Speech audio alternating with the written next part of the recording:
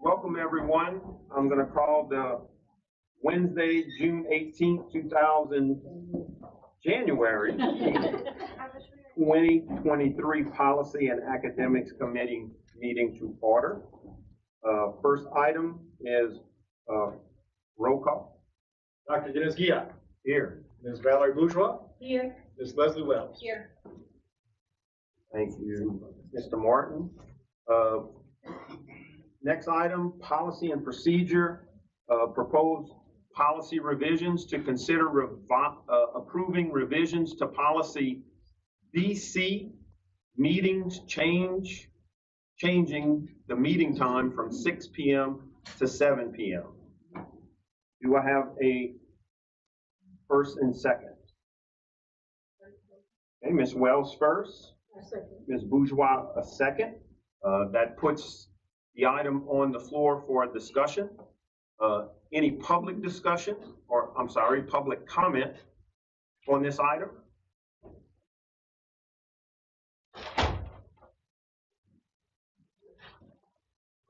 Yes, sir, please.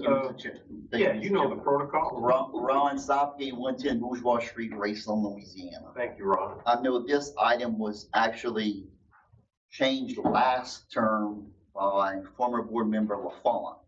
And one of the other changes that y'all did was the awards programs. Y'all changed that to be held during the school board meeting. So I also found a simple change on page 2 awards program. The school board shall have at least 3 awards programs per year prior to a regular scheduled school board meeting. And I would recommend that y'all strike out prior to and insert during. And I'll answer any questions.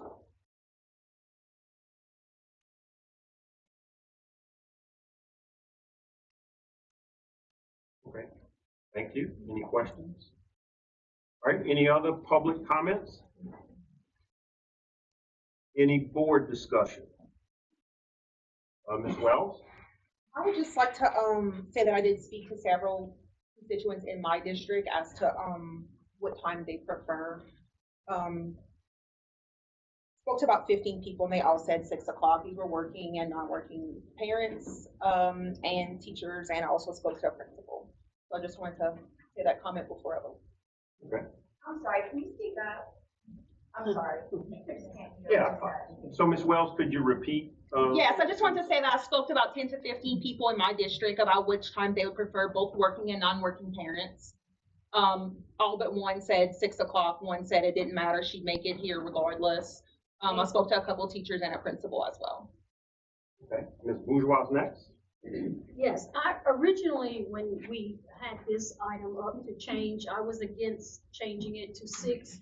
But since we have changed, it seems like it hasn't changed anything, any kind of dynamics, and it is much better for our staff at 6. And with the live streaming, I really like it at 6 now, so I'm good with 6 o'clock. Ms. Marlborough's next. I have constituents that are the opposite of Ms. Wells. They prefer 7 because by the time they get off work, they take their kids to sitters, be able to get here. We don't have a general comment period, so if there is an agenda item that does come up, they cannot speak on it if it passes them by because they're in traffic or they're trying to get here, and they'll have to wait until it comes back up onto the agenda again. So that was like the great concern for me and for the people in my district. Ms. Carpenter? Sharpenshed. You're too English. I corrected myself in that, but Ms. Sharpenshed. Put a little French there, Dr. Gia. So I, like Ms. Marlborough and Ms. Wells did discuss with parents, teachers, and interested parties within District 9. And the majority of the people said that they were fine with either time. The people who did offer additional weigh-in besides the time mentioned that because we're at the very farthest reach of the school district of the parish that their preference was 6 o'clock because starting at 7 put them getting home later. And while they recognize what Ms. Marlborough says about the early shuffle to get here on time, they're faced with the late return home and settling the kids down, especially those with smaller children. So it puts bedtime late and it kind of messes with that routine. So like Ms. Wells said, most of the people that I talked to said that typically they watch online and they appreciate being able to watch it live or delayed to get the information, and that if they felt the need to be here in person, that they would make arrangements to do so. So my personal feedback from that is 6 o'clock is probably the preference from the people in the far reach of the district, like Golden Meadow. So that's what I've gathered. Ms. Fertitta? Yes, like Valerie, obviously, we voted to change the time, and I was in favor of it because there are many reasons, but when we have the awards ceremonies, it puts the students home much, much later if we start an hour later. Also, our staff has been here since 7:30 in the morning, and they say most of them do not have the opportunity to for 12 hours, almost 12 hours before the board meeting actually starts. And of course, I didn't talk to any constituents because I'm not on the committee, but after listening to the comments, I think that it is a good move to keep it at 6 o'clock. Any other board members with discussion? Hearing none, I since you are ready to vote.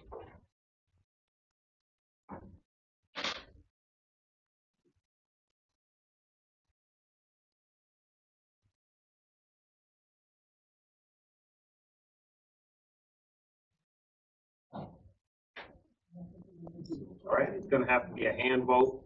So first of all in favor, raise your hand. In favor for changing the time from 6 to 7 o'clock. All opposed, now raise your hand. And there's no abstentions, the 3 people voted, motion fails. Moving on to academics and new business. To approve the 2023-2024 academics calendar, Mr. Martin. Oh, actually, we're going to you or we're going to, okay, Mr. Martin. I can take it, Mr. Chairman. So this calendar is largely the same calendar as we had this year, with the exception of the Christmas break. So this past Christmas would have been a good Christmas to likely have a broken week, then a full week and another broken week. The decision against those broken weeks was educational, in that if you have a broken week, very little learning takes place, especially the younger kids are so excited for Santa Claus and a 3-day week. And then when you come back to school on a Thursday, you get little done in that Thursday, Friday. So we opted for the full 2 weeks, and then that caused us to go back to school January 2nd, the day that the LSU Fighting Tigers were playing in a bowl game. So not only did I have to hear about it from my wife, but I had to hear about it from many of our principals about the calendar. So this year's calendar is actually easier to navigate. And I'll remind the committee as we have some new members, what drives the calendar is the marking periods.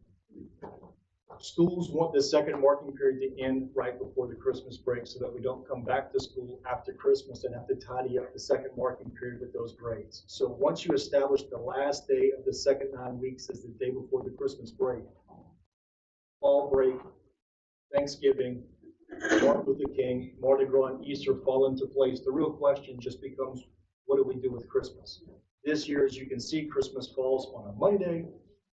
And rather than have students and staff on campus the Friday before a Monday Christmas, we opted to do a full 2 weeks, but the Friday before Christmas off as well. So it's a calendar that I think makes sense from an educational standpoint, from a spring testing standpoint, and from a holiday and fingers crossed goal schedule standpoint as well. But I can't control the NCAA. So that is the calendar. Okay. Any public comment? Yeah, we do. Yes, okay. So Ms. Bourgeois first, and Ms. Wells second. Now we can have public comment. All right, no public comments. We'll have board discussion at this time. It's just a much better Ms. Ballard? calendar from this coming year than we had this year, but I understand the reasons we did it that way. Education will always trump bowl games. Yeah. All right, Ms. Marlboro? I like this calendar, so it's kind of like you said, education comes first. I just like the idea of having the Thursday, Friday off for Thanksgiving, and then the whole week goes into celebrate the Christmas parade and walk more. Have the week off, so it's good. I like it. Anybody else? All right, since there's no other comments, we'll go ahead and vote. You'll be able to see that? All right.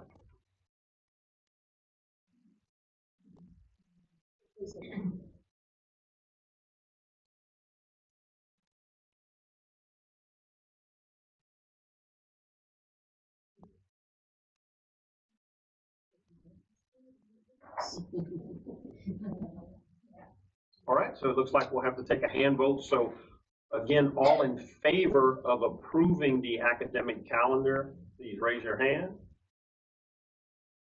All opposed, obviously it's 3, so motion carries to approve the calendar. Item B, to receive a presentation from the We the People Education Committee on social emotional learning in school curriculums, and a new proposal from the CDC, and I believe Ms. Uritich is our speaker. And just for usual, if you could give us that address. Yes.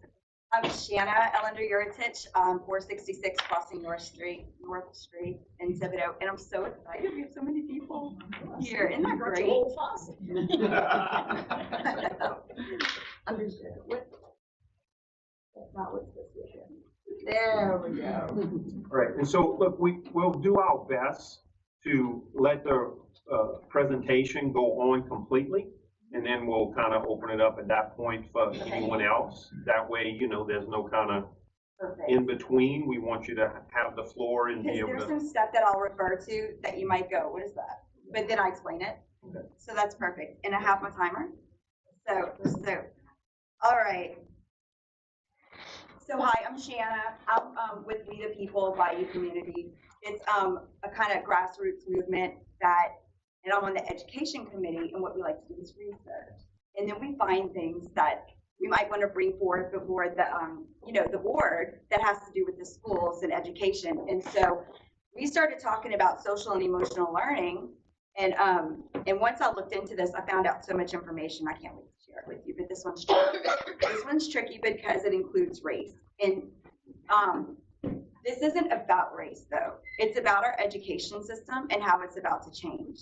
So I wanted to start out by saying I am not aware of SEL being in the Bouche Parish School District at all. I don't know anything about it if it is. This is just more for informational so that people know what SEL is if they hear the letters.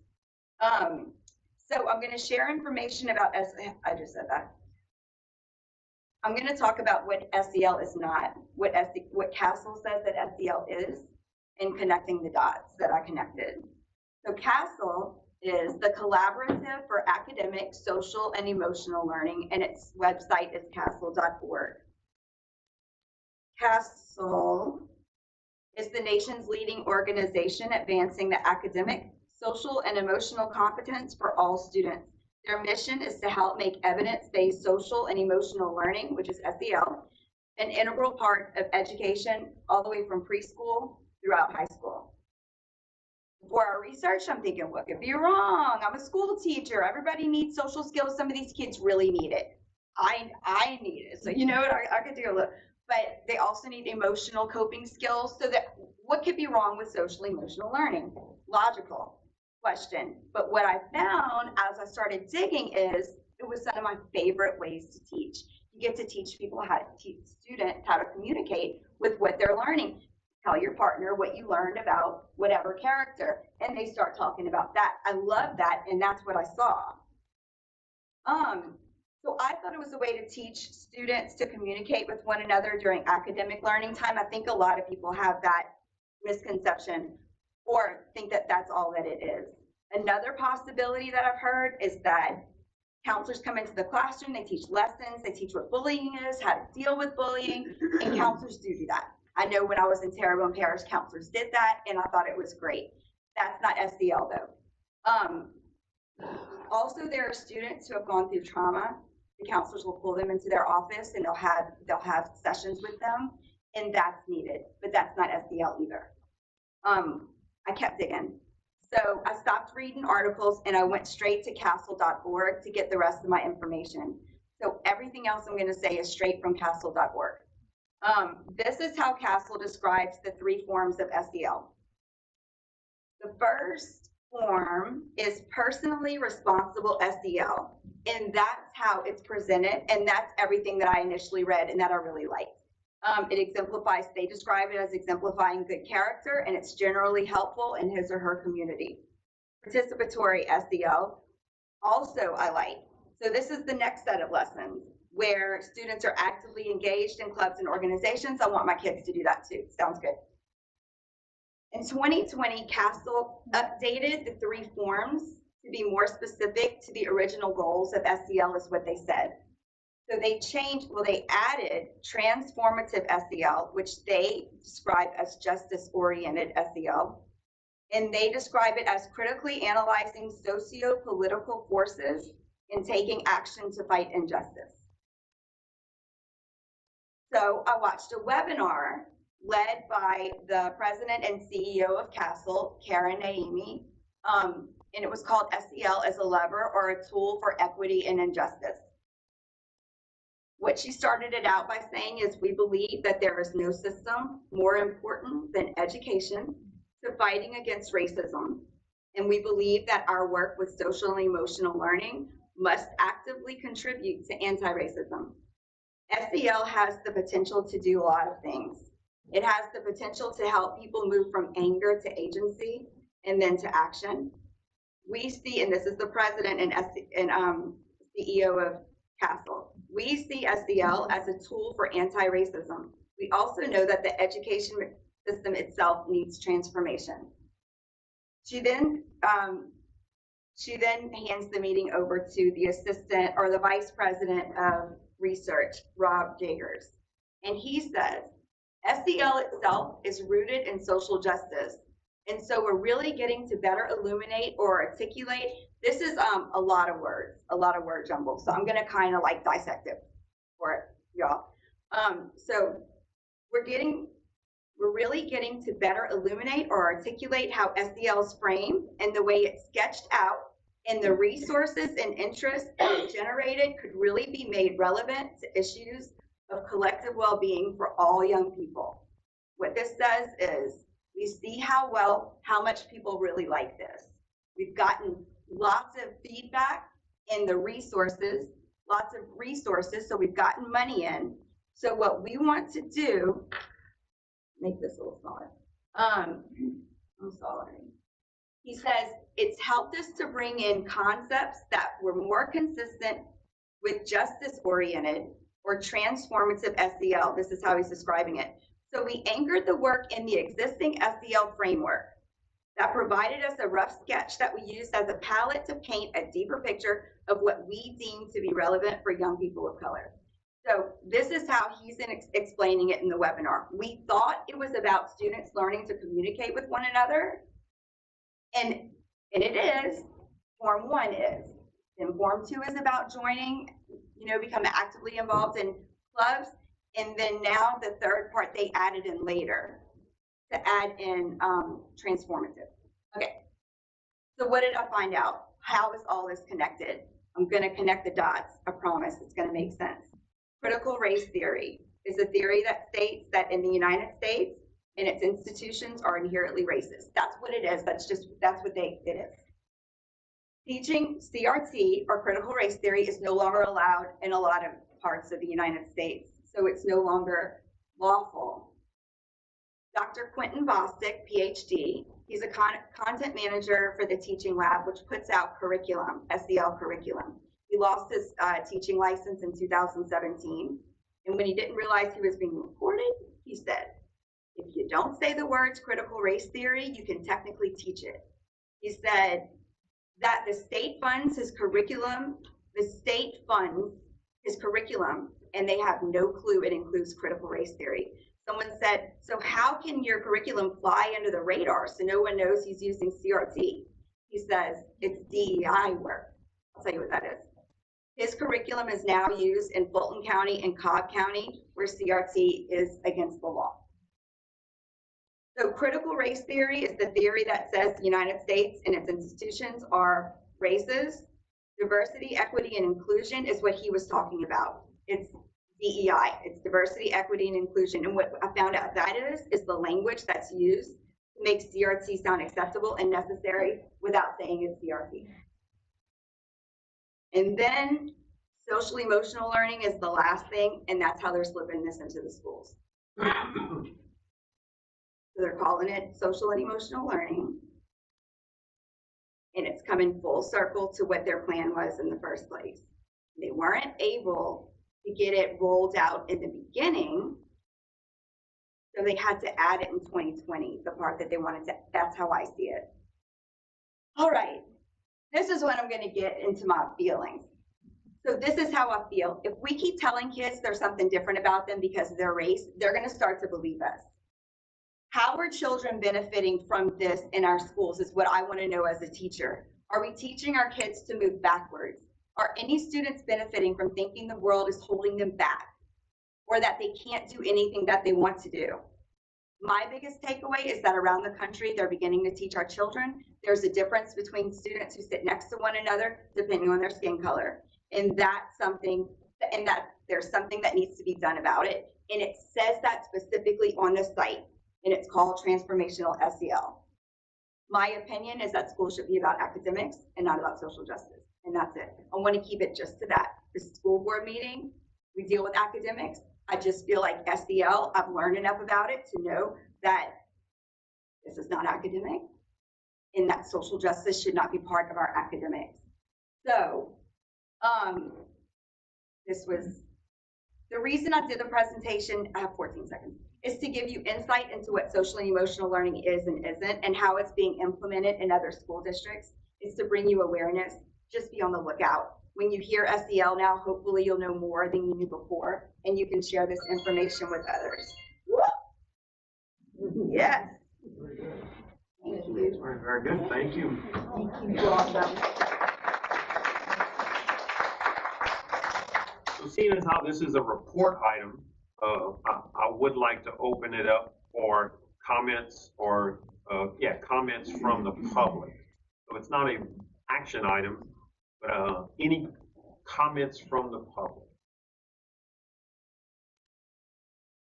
Please.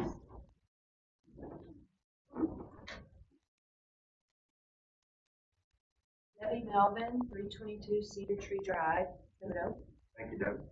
I just have a thought-provoking question that when I listen to this, I just ask myself, so I want to ask you, and you don't have to answer, it's just simply for you to think about, but teaching this, how is this improving race relations? You know, to me, all I see is that it creates more division, and I want to see us coming together rather than talking about how one race is superior to the other or vice versa. So I just want you to think about, you know, is there any good in this that improves our race relations? Because my answer is no. Please.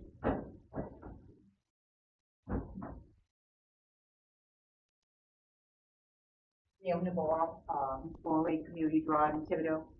And my concern is that it's so well hidden in these curriculums. We even have a doctor admitting that that's what he's doing. So I think we're gonna have to really be vigilant about looking for this. It's not something that's just gonna fall in lap. And I've talked to some, I've got a lot of people in my family who are teachers, ask them about the stuff, and they go, well, that was a really strange fact, but my stepson told me yesterday, he said, well, that came across my thing, I was getting ready to put it on, I thought, I'm not putting that out there for the kids to see, so he pulled it back. But how many of our teachers have that time or that awareness to do that? So that's kind of partly what we're hoping to do, bring an awareness to this and to the community about that this is going on. So just ask you to stay vigilant and be aware. Thank you. Thank you. Anyone else from the public? Anyone from the board? Oh, I'm sorry. Snuck up there. No, you're fine. Sharon Knockamp, 623 Fairway Drive, Tipton. I taught for 33 years. I don't know how anybody would find the time to put more in the curriculum to teach our kids, because I feel like we can't get in as the curriculum now. There's so much time we don't have every day at school. It's like, I don't know, there's just more and more we should be teaching the kids the basics and not this politics. Anyway, I just feel like we don't have time to be teaching our kids stuff and not what they need. Thank you. Anyone else? Come on. Oh, you want another? Yeah, come on. Yes, have a turn. Don't bash the presenter, okay? I thought she was really good. Shanna Ellinger, you're at 466 Crossing Hard. I want to say this, and I've got my girls here. I worked really hard. They're 7 and 9. I worked really hard for them to look at this gentleman and not think there's something different. I did. I do. I've got a biracial niece who I have this goosebumps, who spends more time at my house in the summer than at hers. They didn't know there was any difference because the baby dolls they buy are dark because they think they're so pretty. Until they went to school, and my 4th grader now was in 2nd grade, and she had a book that said a little white boy's holding it, it says no Negroes allowed, and she said, what's a Negro? She had no idea, So when I asked, what are we doing here? That's what I mean. Like, what are we doing? What are we doing? We tried so hard to just let the kids be kids and make school about academics. Just let them be kids. Okay. I believe I saw someone else was interested in making a comment. Going once, going twice. Feel like I'm auctioning items here. All right. Thank you all. All right, let's come back to the board. The board has any discussion? Ms. Bourgeois? I just want to say thank you for bringing it, making it aware. I can see your passion, and so thank you for bringing it to make it on the forefront. Thank you for letting us. Thank you. That's really all we want. Thank you so much for being open to hearing it. So, thank you. I got a question. Yes, sir. Mr. Wright? Do you all feel Black history is American history? Can I answer that? Mr. Wright, are you okay with her Yeah. responding? Okay, yes, please. Thank you. Okay, so ask your question again so I can make sure I answer it. Yeah. Many people say, I say academics, y'all want school to be about academics. So don't y'all feel Black history and learning about Black history or the American history? The history we learn history in school. Do y'all have a problem with that? Okay, I'm glad you asked that. I'm so glad I get to answer. You want me to come up? Please. I'm so Could we glad. that stand a you little did more that. to the middle, I just in can. case we gotta get in the camera and we wanna make sure the people at home are enjoying us as well? Thank you so much for asking that. So I've spoken with a few. History is necessary. Black history is part of United States history. It's necessary. If we don't know where we've come from, we can't make it better. We can't. That part of our history was so bad.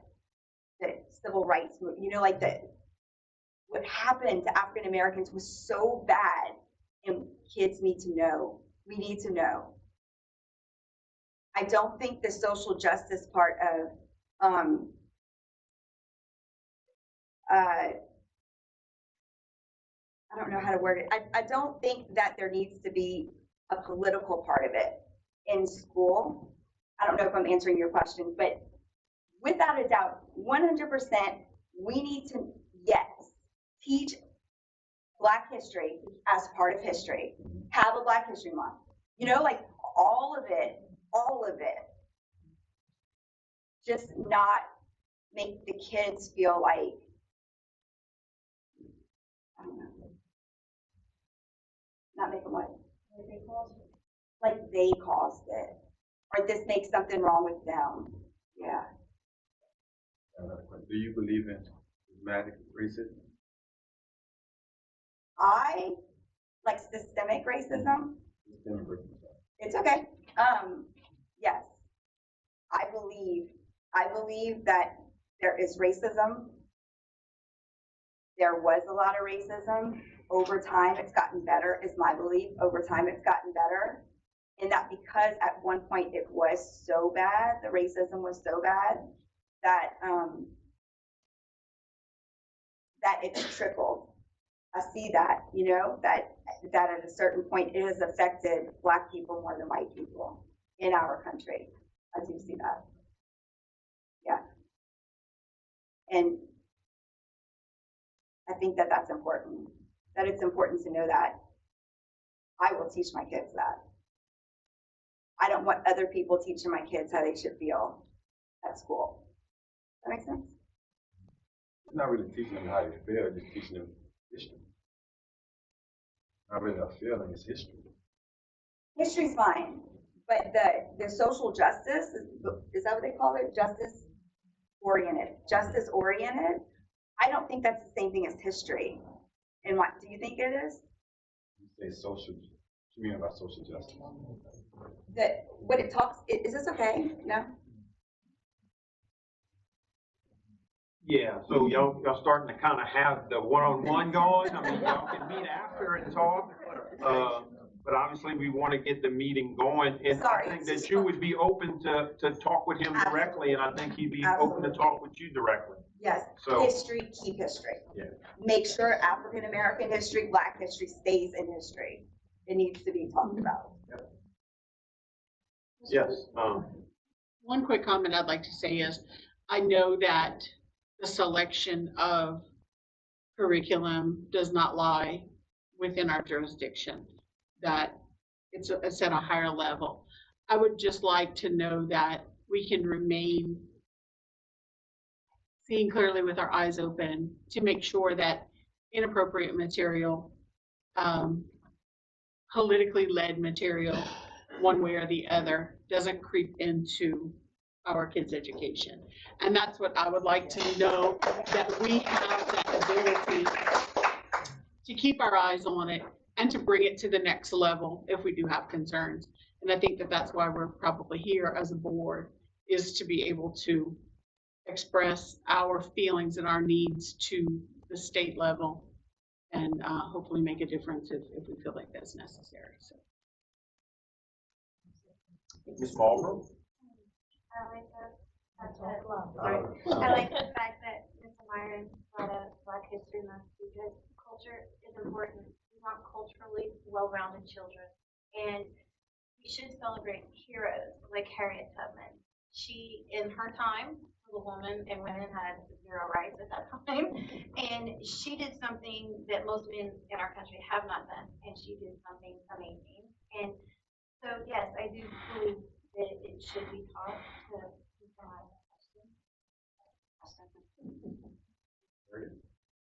Well, all right, hearing none, we will move on. Again, thanks for the presentation. We appreciate that. Item 4, academics, supervisory staff updates, curriculum and district data and accountability, Ms. Burlett. Hi, good evening, everybody. So we are preparing for spring testing season. Hooray. So next month, we'll start by administering 2 tests, one ELPT for our English language learners and Leap Connect for our students with severe exceptionalities. And because of the nature of these tests, we'll start right before Mardi Gras, and that'll last through March the 23rd.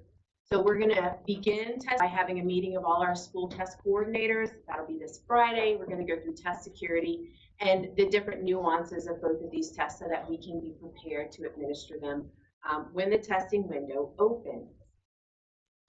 Then we'll continue on after those tests are completed. ACT is in March, and then we have LEAP 2025 beginning at the end of April. And so the next update, I'll bring you guys all of the details about spring testing in terms of our students in grades 3 to 8 and in high school for our regular testing session. I'm also working with Mr. Delcom and Ms. Hodgson and Ms. Algalad and Mr. Lee on some really neat leadership programs. So we've had the first one that I'm going to talk about around for a little bit. It's our Aspiring Leader book study, and we meet on Saturdays between 9 and 11, and we invite folks, our employees throughout the district to join us.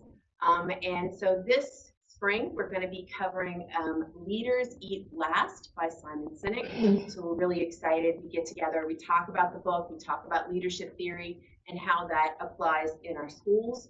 And then we have a brand new leadership program that we're launching next month called Leadership Lanyap. And it is, it's a very small cohort of leaders who have Ed Leadership on their teaching certificate, who want to be principals in the future. So they aspire to be our future leaders. And so we are working on these sessions. We're going to pilot the program by starting off with 4 sessions. We're going to talk about leadership and having a vision and goals. We're going to talk about instructional leadership and HR. And so we all are going to have a part, the district staff, we're all going to have a part in delivering this to aspiring principals and aspiring leaders. And again, we're just going to pilot this in the spring. We're going to make some adjustments. And then in the fall, hopefully we'll have it all perfect, possibly add some sessions for our next group of folks. So, and then in addition, I'm working with Ms. Hodgson and Mr. Delcom to provide support to our school leaders who are implementing the NIET teacher evaluation rubric, because this is new for us this year. We're continuing to provide support, and we have our final training at the end of January for our coaches to go through teacher collaboration. And so we'll finish that series of trainings that we had scheduled with NIET. That's in a nutshell. Awesome. Thank you so much. And there is no other business of the, yes, sir. On the agenda item about With the People, it was actually 2 parts. There was a part about SEL, and then there was a part about CDC putting out a document for schools and school boards and teachers to fill out. There was a little bit of education about what's coming down the pike. If y'all had the time to listen, it's about 3 4-minute presentation on the agenda. Yes.